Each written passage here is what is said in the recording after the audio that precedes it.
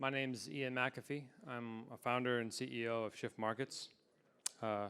Shift Markets is a financial services firm. We started in 2009, and my background and the company's background is in FX. And with the growth in crypto, we've pivoted and gone full steam towards crypto. Today's presentation is about launching and distributing an ICO. So we have 15 minutes. I'll just get started here. Okay, so today we'll cover some of the challenges ICOs face, talk about raising capital, but primarily we're talking today about the secondary market and why that's so important. And then lastly, once you get on the secondary market, generating volume and the importance of doing that. Challenges. So it's a crowded space, as you all know. ICOs have been popping up a lot and continue to pop up. There's hundreds, will be thousands soon, and there's a lot of noise out there, as many of you have seen. There's a lot of really cool, interesting stuff as well. So you know, the exchanges and the community and the traders, especially people that are on the retail side of things, they have a hard time making sense of what's what, what's important and what's not. So you have to really struggle, and you have to get as many eyeballs as possible to get your distribution, you know, as good as you can. And to do that, you use exchanges. The trouble with that in the current environment is the major exchanges, really they only list a few coins. So if you're an ICO and you call one of the top exchanges that takes fiat, it's very when they're taking fiat, there's more regulation involved for them, and they struggle to put on new coins. So we find it very difficult to get on an exchange like Gemini or GDAX or one of the other major exchanges that takes fiat. So you have other options. You know, we listed a few here, but there's a lot of different exchanges that are crypto to crypto only. They'll list your token, but if they're listing your token with relatively minimal effort, they're going to be listing hundreds and hundreds of other tokens as well. So how do you stand out? How do you get any traction if you're one of many on one of these sorts of exchanges? We picked a few here, just did some statistics. Even if you do get on one of these exchanges that has a lot of tokens, a lot of coins, what are your chances of actually getting some trading volume? You know, and the ones that, you know, we did, like I said, a little bit of math, and most of the trading occurs in your top coins, which makes sense. But you know, you're trying to get exposure, you're trying to get your token out there. How do you get into that? How do you become the next token that, you know, gains a lot of traction and growth? You know, one way to do that in selling tokens is in the capital raising component. Not talking about that so much today. We're focusing on the secondary market, which is our specialty. But raising capital is obviously a way that you can sell tokens. You know, and as the only things you really have to face the public in that are yourselves when you're meeting with investors, and then the website and the white paper. The thing is, these things are just as important when you're targeting retail customers on the secondary market. You know, people are still they're going to see the ticker symbol on the exchange. They're going to want to know what it is before they start moving their Bitcoin or Ethereum or fiat into these tokens. And they're going to go to your website and look you up, and you want to make sure that not only do you have verbiage that caters to the investors, but it's a good idea to cater that to the retail mind as well. You do want to explain it in a way that people can get it. I've seen a lot of these websites, and it doesn't clearly explain what the benefit of the token does. So something to keep in mind. I know, you know, many people are still focused on the capital raising part of the ICO, but these things do carry over very much so into the retail sector on the exchanges. So just getting in a little bit more to the secondary market. Secondary market's what we've been focusing on. One of our firms sets up exchanges. That's what we do.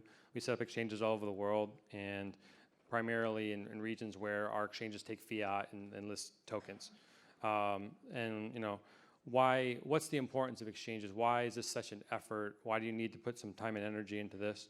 Well, liquidity is number one. Liquidity provides a lot of things, but primarily just the ability to trade. So with liquidity, your customers, your investors can get out, or you can tell your investors they can get out if they have a lot of tokens, and liquidity will provide that.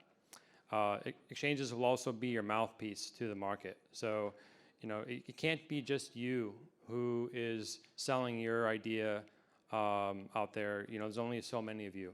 Use the exchanges to help you. This is what, in the 80s in the stock market, stockbrokers, they pushed stocks, they pushed ideas. There's a whole team of financial services firms that are willing to work for you so they can make money on the trading fees, but they have to understand your product. They have to understand that, how it works, and they want to work with you. So that's another key element to why you should work with the exchanges. And then the exit strategy, which I lightly touched on. If you have investors now, you're raising capital now, and if I'm an investor and you're an ICO, if I'm going to buy, say, 1 million tokens from you, what's my exit strategy? In an IPO, a stock market, I know that if you an IPO someday, the U.S. public or whichever country's public will go buy the shares. How do I know that's the case in this market? It's not. There's still a lot of innovation. There's still a lot of very dynamic things going on with the exchanges. You need to get on the exchanges so these investors can have it out. And that's an important piece. If you have that lined up now and you can tell the investors that ahead of time, it just gives them more comfort that they'll be able to get out their investment in a safe way. So just touch on a few stats. And with the exchanges, most of them operate in USD and euros. That's easiest to take fiat deposits, but that leaves 80% of the world untouched. So what we're doing is we're setting up exchanges in places like South Africa, Argentina, Thailand, all kinds of countries that it's impossible or there's just not yet an exchange that will take your fiat and give you back crypto. So we're setting a lot of those up. So we have a great network for that. So you want to cover as many fiats as possible. And you get on one of these exchanges that has a captive audience. I talked to someone today, he was in Georgia, the country, there's no exchange there. So when he starts, he's going to be the primary operator, and everyone's going to have to go to him. And if your token's listed number 3 on his exchange, then you'll get some traction. Global markets are still highly fragmented. Many people will say, well, why? There's already lots of exchanges. How can I set myself apart? I mean, there's a lot of websites that call themselves exchanges, but there's a lot more people getting into the space, as you can imagine. Financial services firms that are already big, that already have a lot of eyeballs, are now setting up cryptocurrency exchanges. We're talking to them. They're FX brokers, they're marketing companies. There's a lot more sophisticated guys getting into the space that are going to replace a lot of these kind of no-name exchanges. So the benefit of working with them is they'll be able to promote your token down to their audience in their country using that marketing strategy. And the big guys are focusing on English, obviously. But there's other markets that are focusing on languages as well, but there's a lot of languages still left untouched. And some of the exchanges we're talking to now are, they're targeting these emerging markets, which are, a very large percent of the world's population. So next is, generating volume. How do you once you get on the exchanges, once you get on the network, how do you get your trading volumes up? And that's how you're going to get your token out there. That's how people start talking about you. That's how you get your distribution. You got to get trading volume. That keeps the prices tight, and that gets people excited about your token. Obviously, marketing, whatever marketing you can do internally, and whatever your marketing you're doing on your ICO to the public will help. You can't rely on that independently, but you can help the exchanges market your idea as well. And there's different exchanges that have different marketing strategies. In the FX world, you have, say, Malaysia, they do a lot of event marketing. South America, good ideas like high net worth business development and networking. In the Eastern Europe, you have call centers. So there's a lot of different strategies we've seen in the FX space that are translating over to the crypto space. And you can't be an expert in all these strategies. You have to rely on the exchanges to help you do that.